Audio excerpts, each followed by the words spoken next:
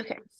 So once again, we're so thankful that you have joined us for this Growing Together session with WNAC, and we're thankful that we have the opportunity just to get together and to discuss topics that help us better ourselves with kingdom work. And so tonight, our discussion is on how to make our churches more autism friendly. And so we're thankful that April has willingly agreed to talk with us on this topic.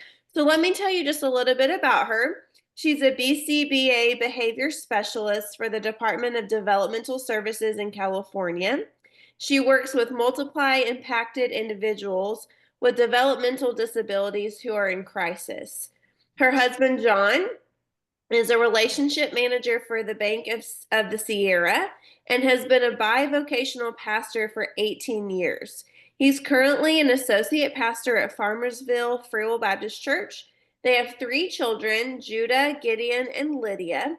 Gideon was diagnosed with autism at the age of 4, and Lydia was diagnosed at the age of 2. So April is going to be telling us and discussing how we can make our churches more friendly and be able to be equipped to meeting the needs of families. So let's pray, and then April, I'll let you take it away.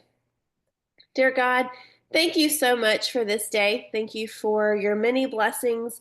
Thank you for our denomination. Thank you that you have allowed us to be a part of a group that sees the need for us to be able to grow together, to learn together, to share one another's burdens, and to learn from each other's experiences. Thank you for the technology that we have to be able to meet all across the country and to learn these important things. Help us to listen to what you are asking of us tonight and help us to retain the knowledge that is given. Help our technology to work and everything to go according to your plan. We love you, Lord, and we praise you in your precious name. Amen. Okay, can you guys see my first slide? Cool. We'll jump right in then. We're going to talk about making church autism friendly. This is what I plan to go over tonight.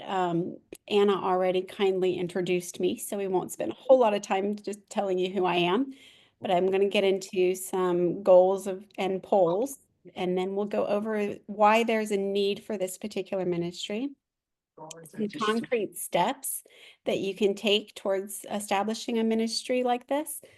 And I'm going to be speaking broadly about developmental disabilities in general. I will finish up with some autism specific points. So let's go ahead and jump in. Oh. All right. The text on the screen here, Anna already read. I sent her that for my bio, so no need to reread it. But I very rarely get a picture of all 3 of my kids at the same time smiling, so I'm going to pause here for just a second. The tallest is Judah, the middle child is Gideon, and then Lydia is our baby girl. As Anna mentioned, Gideon and Lydia are both on the autism spectrum. My husband at the time when they were diagnosed was pastoring a very small church here in Exeter, California. Most weeks it was just us and a handful of ladies. And that was a really hard time going through the diagnostic process and trying to build a church and trying to meet their needs while meeting the community's needs. It was a struggle. And I vividly remember, there's not much I remember about that time. It's a bit of a blur, but I vividly remember one Sunday morning. I don't know what possessed me to wear heels that morning. I should have known better, but I put on heels and my son spent the entire Sunday school hour eloping and running around the entire property. And I had to chase him in 3-inch heels.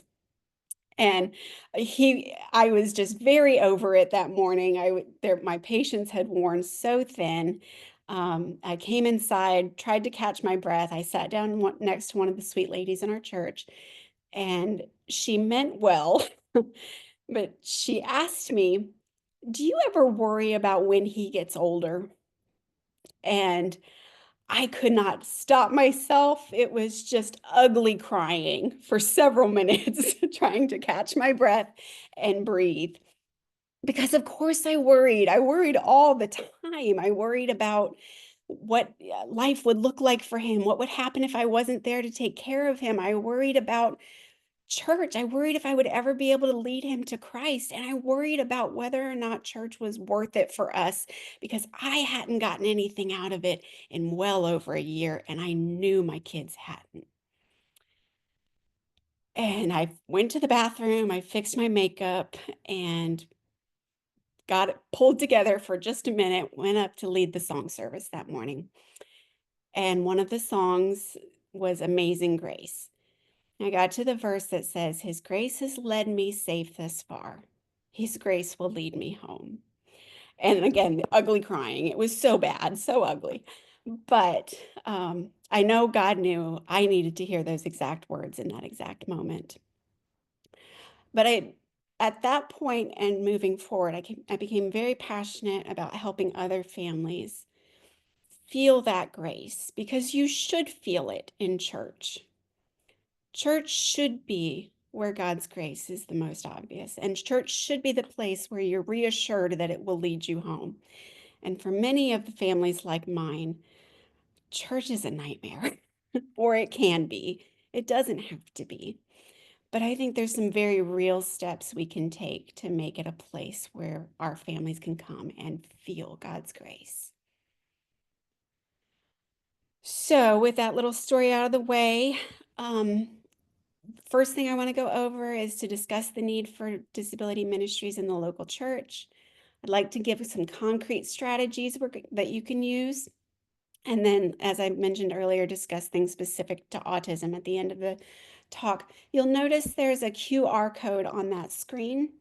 Um, if you have your mobile phone handy, or you can do a screen grab, whatever you can do to scan that, I would like you to, if you can, for two reasons. It's going to take you to a website called Joni and Friends, and that website has just a huge number of resources. Some of them cost a little bit of money. They're fairly reasonable. Many of them are free. Um, so please scan that for the resources. And then secondly, because it's Tuesday night and you're going to go have dinner if you haven't already and go to bed and forget 90% of what you hear in this session because you're human. So if you're like me, having that tab open on your phone is going to trigger it when you go Sunday morning and see Joni and Friends open on your phone. You can say, oh, that's right, I needed to talk to the pastor. Or, oh, I was going to do something that we go over tonight. That's a concrete step that you can take. It's really helpful to have some physical reminder of that. So please scan that. And then this is for my benefit, but I'd kind of like to know who's here tonight. So if you could, either using the reaction emoji or the chat, could you let me know if you are a pastor or pastor's wife? Give me a clap. If you are a ministry leader or a staff at the church, can I have a heart? If you're not running a ministry, but you're open to it, give me a thumbs up. And if you just want to know what other churches are doing so you can complain better, that's a smiley face. And all of your faces are right in the way of all my reactions. So let me move that real quick. Okay, we got some pastors, pastor's wife, ministry leader, Sunday school teacher. Love it. Secretary, very cool. Okay, so we've got some people really active in the church, and you guys are seeing my chat. Sorry about that. Okay, what do you know about developmental disabilities or autism? Are you or an immediate family member autistic or developmentally disabled? That would be the clappy emoji. If you have firsthand education experience, but you'd like to learn more, give me a heart, or type it in the chat. That's fine too. And if you know nothing, this is brand new territory. Let's do a thumbs up. And faces again. Sorry. Okay. All right, we got some with family members, close friends. So autism doesn't seem to be new to you folks as a crowd. Ariel, awesome. Okay, and then last one. Do you have autistic or developmentally disabled people in your church already? If you have several, they're actively involved, clapping hands. You have a few, but they're not active, heart emoji.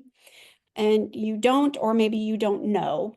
Sometimes they're not upfront with the diagnosis, but you would like to reach this population. Give me a thumbs up.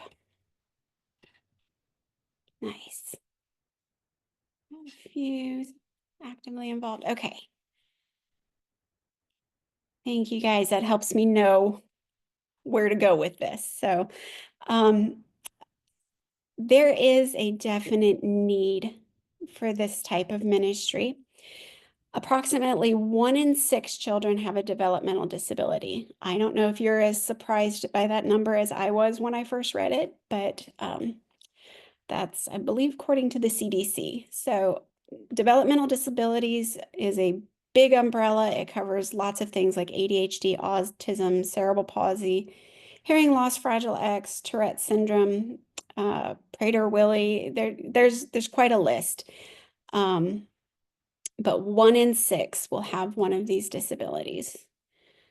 Just for reference, if that diagnostic rate were the same worldwide, and it's not for a lot of reasons, but we're going to pretend that it is, that would be roughly 1.2 billion people affected with developmental disabilities. That's about 3.5 times the size of the population, 3.5 times the population of the United States, or a little less than the population of China, the most populous country in the world. Within the United States, where that diagnostic criteria does hold true, it's roughly the population of Texas, New York, and Arizona combined.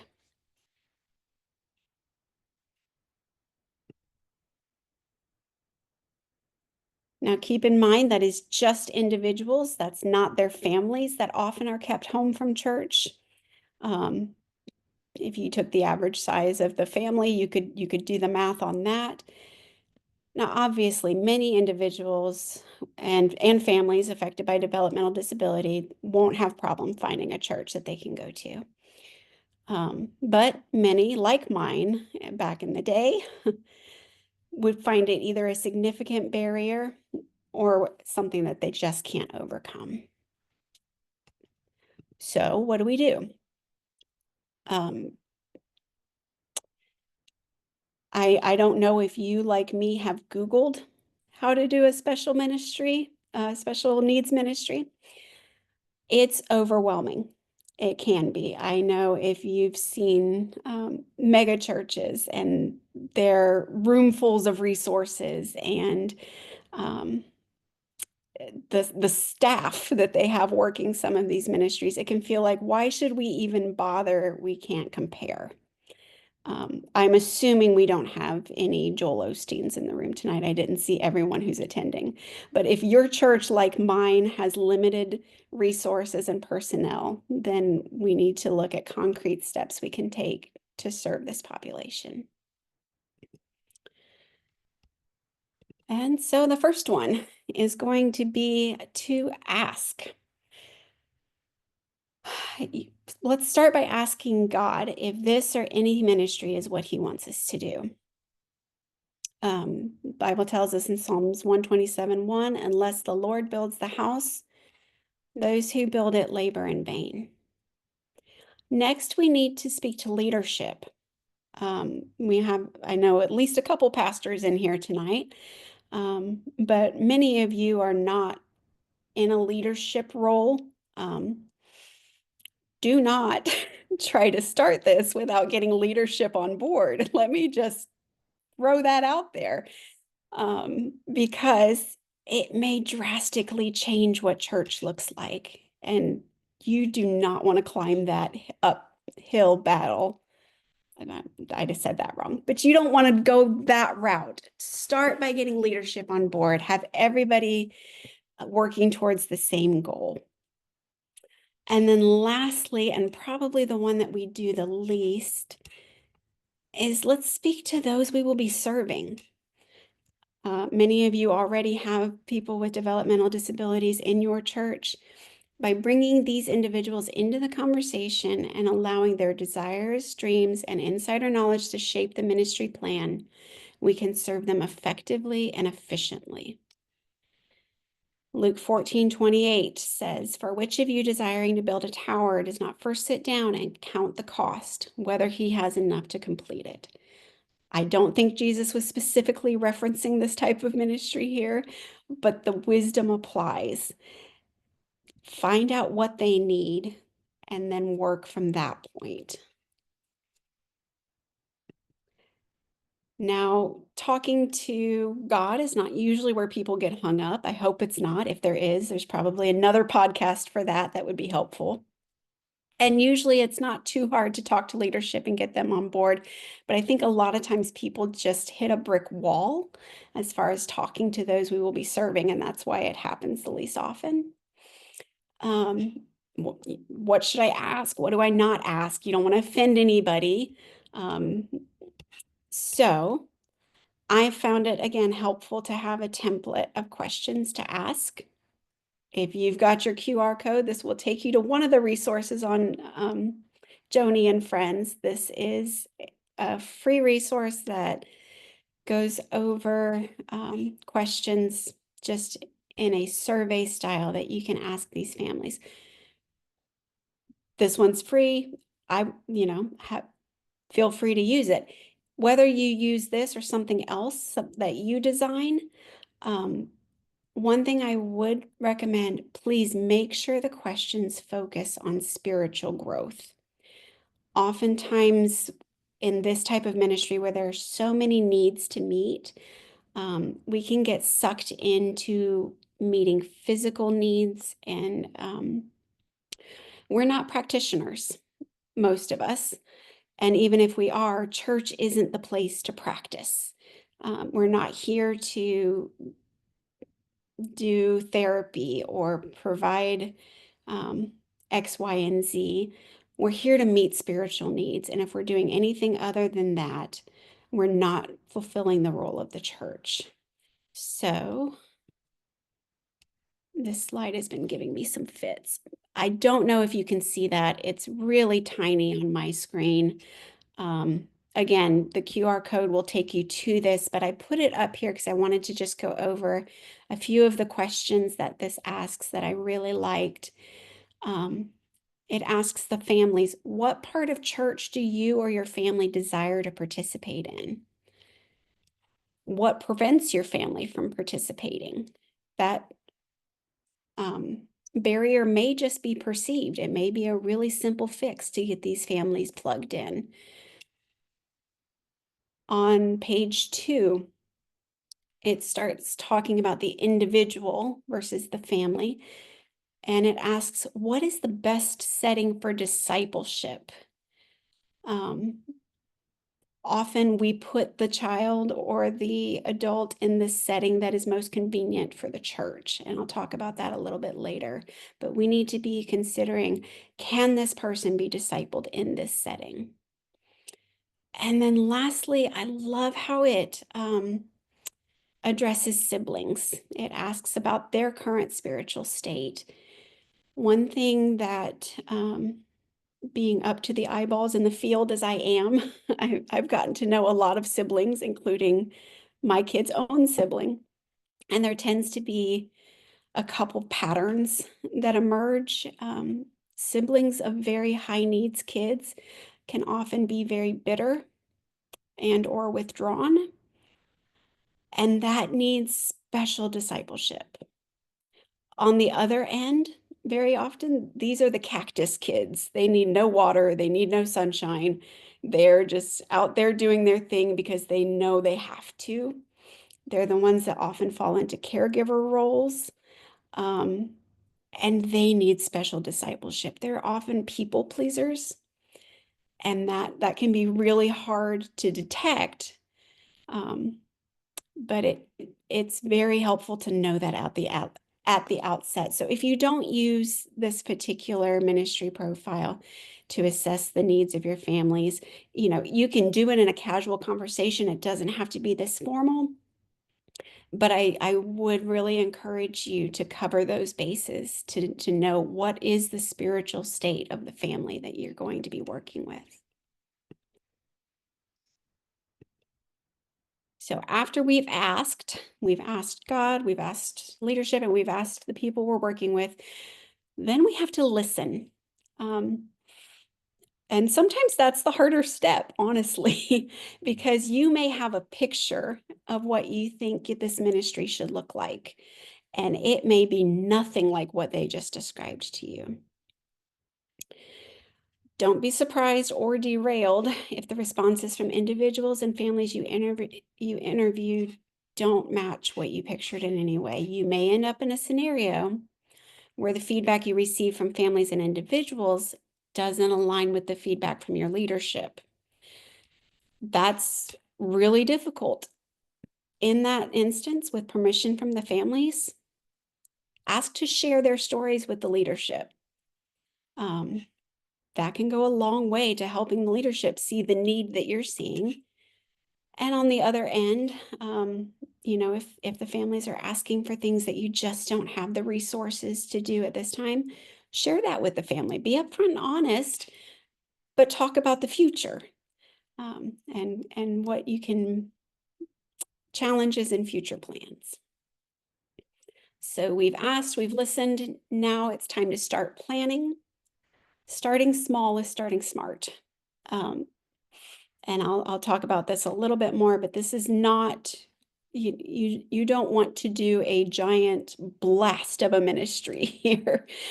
You will overwhelm everyone really quickly. So start small, concentrate on one idea at a time and see it all the way through. Try to focus on people, not on the programs. Next, focus on on immediate needs. So immediate practical needs, they don't always need a separate ministry to support them. So say for instance, you've got a food prep and delivery program that your church already does, and you find out this family has therapy all day on Tuesdays and it has to drive to the next town for a specialist meeting. Meet that need.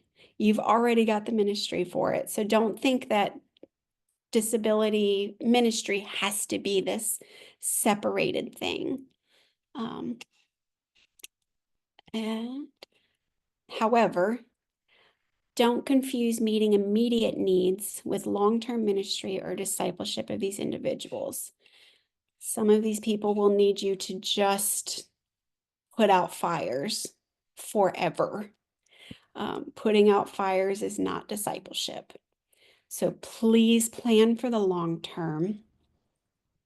Again, start with the individuals you already have in your church. Some degree of inclusion is almost always possible and beneficial. Ask, how will this person and their family meet Christ, grow in grace, and serve with their gifts while fully participating in the body of Christ? And then finally, please plan for maturity. It's pretty well known in the DD community that once IEP services end at either 18 or 22, you fall off a cliff as far as services. There's very little available for adults in this world. And we cannot afford for our kids to fall off a spiritual cliff because we planned for their disability ministry to be a part of children's church and no further.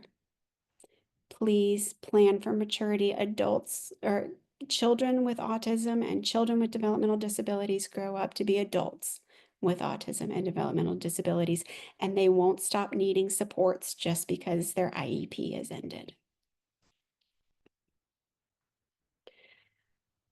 So here are 5 of the more common ways that churches reach this population.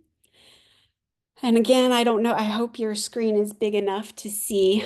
Um, but the first one is buddy ministry. This is where an individual is paired up with the person who needs support, and they just go with them through the typical activities of church life. Few things about that: buddies are not babysitters. Um, they should ensure that their partners are being evangelized and discipled with opportunities to serve, worship, and fellowship.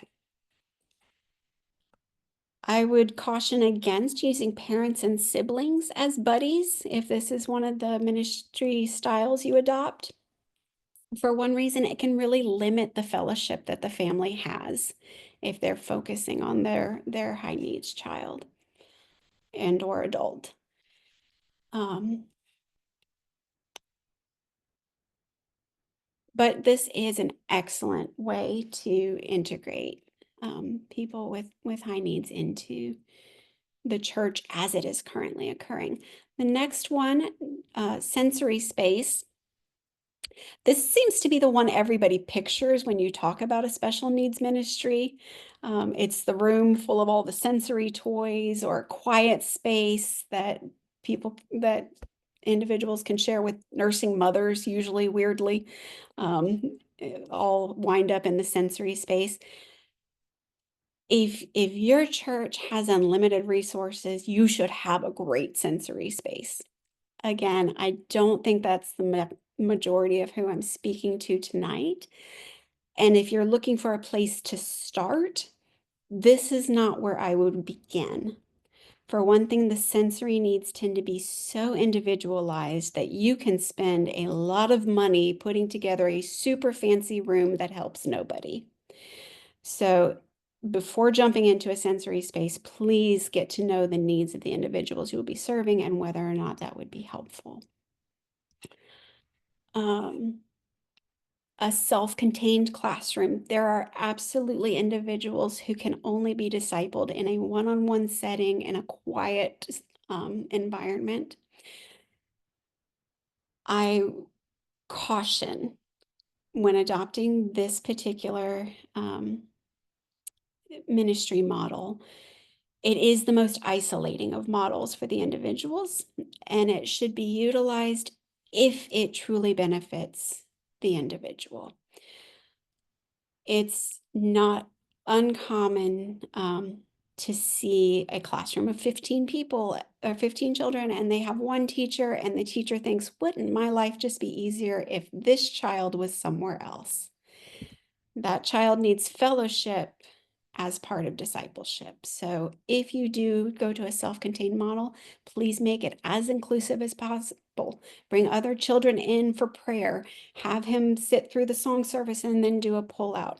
Whatever you need to do to make sure that that self-contained isn't the default for the ease of the community. Respite. If you are looking for a place to start, this is one of my favorites because respite can have a spiritual emphasis, or it can just be a time of sharing Christ's love to both the individual and the family. Often these families have no one to help them, as going to the doctor, mom has to take them with them. Going on vacation, never get a trip alone.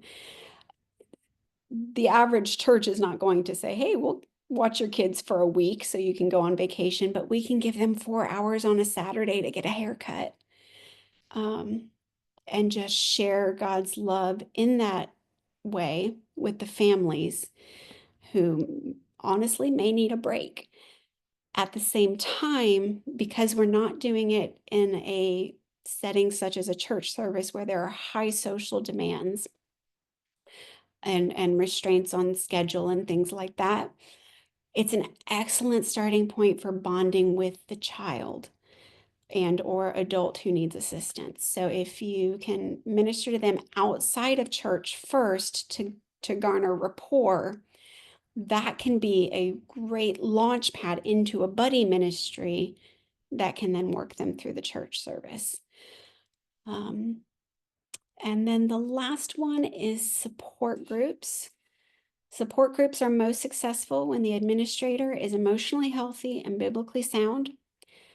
They should meet often and on a schedule, and parameters should be set up for sharing unsolicited advice. Often these families go from therapy where they receive advice to doctor's appointments where they receive advice to IEP meetings where they receive advice. The one thing they don't need in a support group is more advice, unless they specifically ask for it. So that needs to be addressed. Often, someone who will set up a support group has a background in counseling and hopefully will have a good handle on that. Okay, so a word to small churches, and define small as you will. Small, I think, usually just means we don't have enough people or money or time or any of the things to plug the holes. So if you, like me, attend a small church in that sense of the word, it can feel overwhelming. But in reality, small churches are often much more integrated with leadership and programs and ministries that needs are met and people are embraced naturally and simply. So you may not need to have all of the bells and whistles because the unmet needs are obvious to everybody. And while that can be a little uncomfortable, it also creates community. Your programs are often more flexible. Your teacher-student ratios are smaller. It's not an impossible task. So, whoops, I'm sorry, hit the wrong button there. All right, so the next concrete step you would need to take is to train. You need to train your team. Whoever volunteers to be a part of this ministry needs to be trained in basic disability awareness and etiquette. You don't have to go overboard with this. Please do not buy a curriculum. It's not necessary. A simple Google search will suffice. But you need to know how people want to be talked to, how they want to be talked about, how they want to be talked in front of. You need to be aware of what basic disability etiquette is. If someone shows up with a service dog, you need to know the etiquette around service dogs. After you've trained them on the basics, then they need to know the W's of their position. Why are they doing it? Who are they expected to work with? Are they going to be cross-trained with different individuals? Who are they reporting to? Are they reporting to a ministry head? Is there another member of the staff leading this up? What is expected of them? If you say, for instance, adopt a buddy ministry, what does that look like? What does it mean? Are they just sitting next to them, or are they pointing out the Bible verses? Are they responsible for bathroom duties? Things like that need to be thought of ahead of time and discussed with your staff so they can be comfortable and professional in their role. After what, there's when. When are they expected to fulfill these duties? If you have somebody sign up for a buddy ministry and then you get a real faithful family who has these needs, are the person who's doing the buddy ministry expected to sit with this individual every service, every time, the minute they get on the campus to the minute they leave? That's usually not sustainable. Have the when defined for your volunteers, as well as where. Are we doing this on campus? Do they meet them in the sanctuary? The more they know about their role, the more comfortable they will be in it and the better they will do at it. Next, train your leaders. Again, basic disability awareness and etiquette. Ask if you can be incorporated into meetings they already have on the schedule, like staff meetings. The easiest place to train staff on etiquette is where they are, and that's at staff meetings. Budget meetings, if you are going to need resources throughout the years, go to the budget meetings they're already having. Ask if you can be a part of that. Planning. Where is your church going to go this year? What are the activities they're going to do? How do you make that inclusive? Ask if you can be a part of the planning meetings that are already occurring. And then when training leadership, be prepared and or at least not discouraged by their big picture questions. Leadership is gifted by God to take care of the needs of the entire flock. So when they start asking things about special insurance, liability, responsibility, it's not that they don't have faith in your ministry or want it to succeed. They have more than just that on their mind. And so please don't be discouraged. If you don't know the answers, you can find them. And then lastly, train your congregation. Congregation members may not realize the impact of their comments, facial expressions, and actions. It takes intentionality to make a family feel welcomed, not tolerated. Many of these families are tolerated most places they go to, up to and including their own family functions. If we are going to get across that we care about them, we love them, then we are going to have to, again, work on basic disability etiquette. And please don't just train the adults. Children and teens, particularly if they are the peers of the individuals we're serving, need to be trained as well.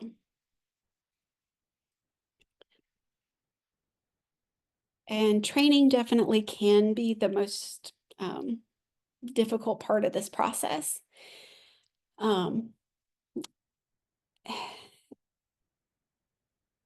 We don't need to try to become experts in the broad field of disability. There are experts out there and they can be great resources, but we need to focus on becoming experts on the people in our congregation. Parents of children with disabilities weren't experts before they received the diagnosis. They became experts on their child and how to interact with their diagnosis. The church body can do the same.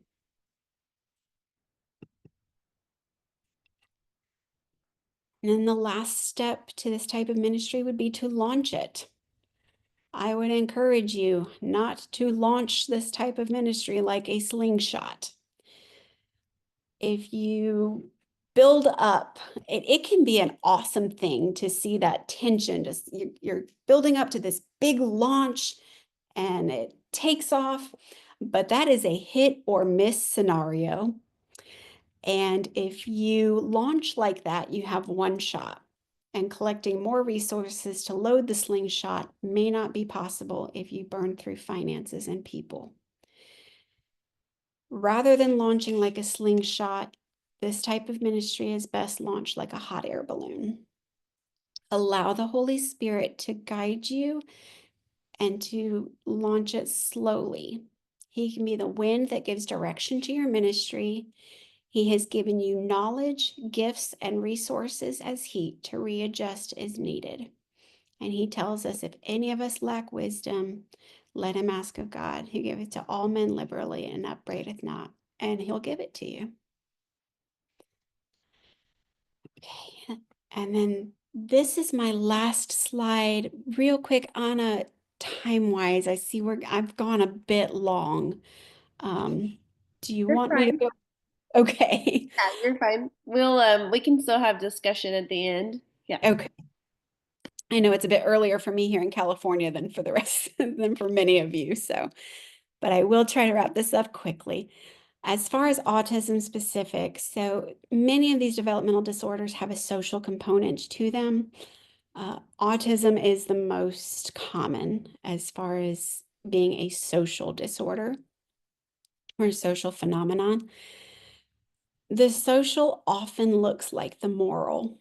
So, for instance, this was not a client of mine, a colleague of mine worked with an individual.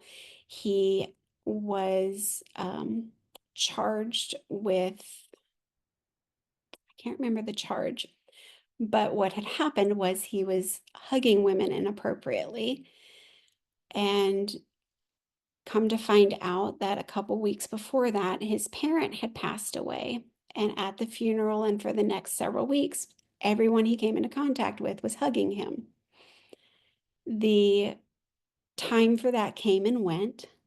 The social cues were given, and he missed every single one of them and continued to hug women that didn't want to be hugged. Thankfully, the charges were dropped.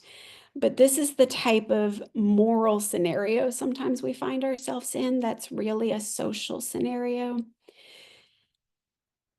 Just know that very special consideration may be needed for individuals on the autism spectrum. Additionally, a lot of the language we use, such as high functioning and low functioning, they can be incredibly relative, and sometimes they are volatile terms. I think typically when we use those terms, we are trying to be efficient. We're trying to explain the picture that we're looking at.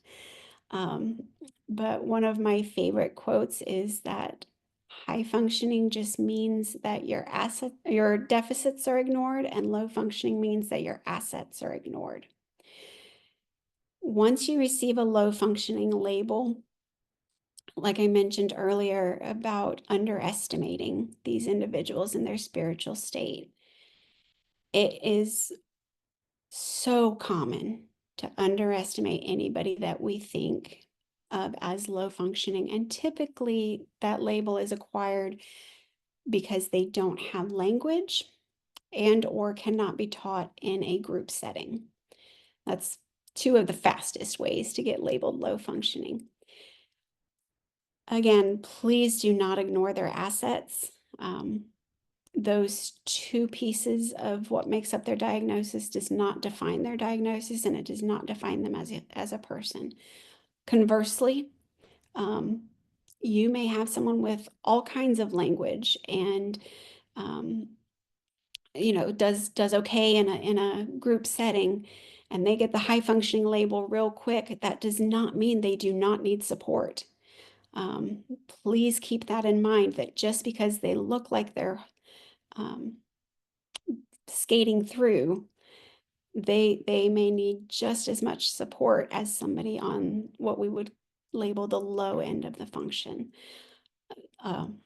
low functioning end of the spectrum. So as much as you can, try to avoid those words, because there's really not, for those of us with a high functioning label, we tend to think, okay, they're just not going to give us any help. And for those with a low functioning label, that's just not fun.